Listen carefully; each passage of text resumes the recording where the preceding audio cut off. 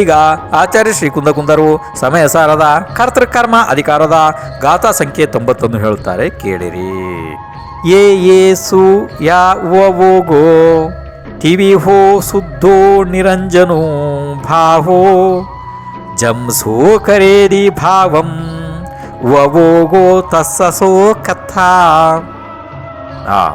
ಈಗ ಈ ಗಾಥೆಯ ಅರ್ಥವನ್ನು ಹೇಳುತ್ತಾರೆ, ಕೇಳಿರಿ. ಮಿಥ್ಯಾತ್ವ, ಅಜ್ಞಾನ, ಅವಿರತಿ ಈ ಮೂರುಗಳದ್ದು ಅನಾದಿಯಿಂದ ನಿಮಿತ್ತವಿರುವುದರಿಂದ ಆತ್ಮನ ಉಪಯೋಗವು ಶುದ್ಧ ನಯದಿಂದ ಶುದ್ಧ ನಿರಂಜನನಿದ್ದಾನೆ. ಆದರೂ ಸಹ ಮಿಥ್ಯಾದರ್ಶನ, ಅಜ್ಞಾನ, ಅವಿರತಿ ಹೀಗೆ 3 ಪ್ರಕಾರದ ಪರಿಣಾಮಗಳು ಇರುತ್ತವೆ.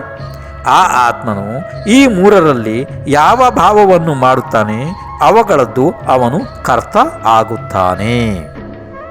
ಆಚಾರ್ಯ ಶ್ರೀ ಕುಂದಕುಂದರು ಕರ್ತೃಕರ್ಮ ಅಧಿಕಾರದ 91ನೆಯ ಸಂಖ್ಯೆಯ ಗಾಥೆಯನ್ನು ಹೇಳುತ್ತಾರೆ, ಕೇಳಿರಿ. ಜಂ ಕುಣದಿ ಭಾವಮಾದ ಕತ್ತಾಸೋ ಹೋದಿ ತಸ್ಸ ಭಾವಸ ಕಮ್ಮತ್ತಂ ಪರಿಣಮದೇ ತಮ್ಮಿ ಸ್ವಯಂ ಪೊಗ್ಗಲ ದವ್ವಂ. ಈಗ ಈ ಗಾಥೆಯ ಅರ್ಥವನ್ನು ಹೇಳುತ್ತಾರೆ, ಕೇಳಿರಿ.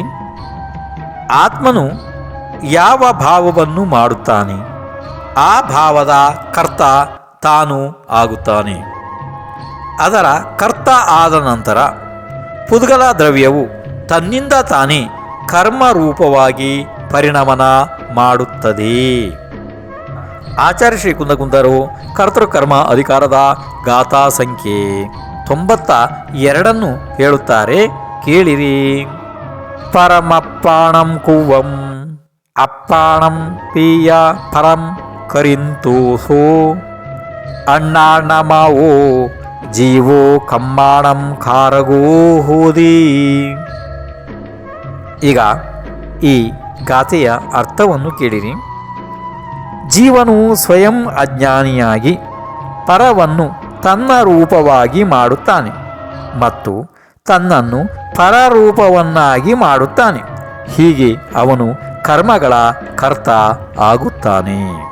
ಇದು ಗಾಥೆಯ ಅರ್ಥ ಆಯಿತು.